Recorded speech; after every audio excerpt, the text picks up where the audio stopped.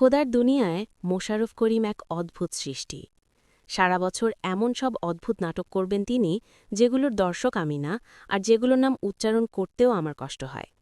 কিন্তু ভালো স্ক্রিপ্ট আর ভালো চরিত্র পেলে মোশাররফ করিম এমন পারফরমেন্স দেন যেন সবার জবান বন্ধ হয়ে যায়।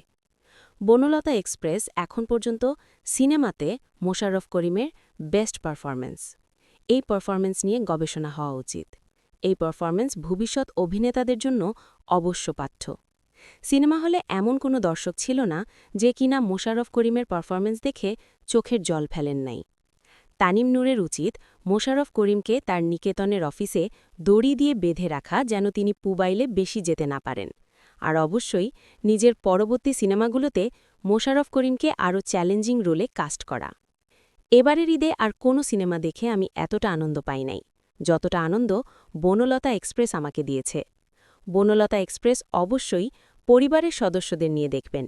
এই আনন্দ একা বা গুটি কয়েক মানুষ মিলে ভোগ করা অর্থহীন।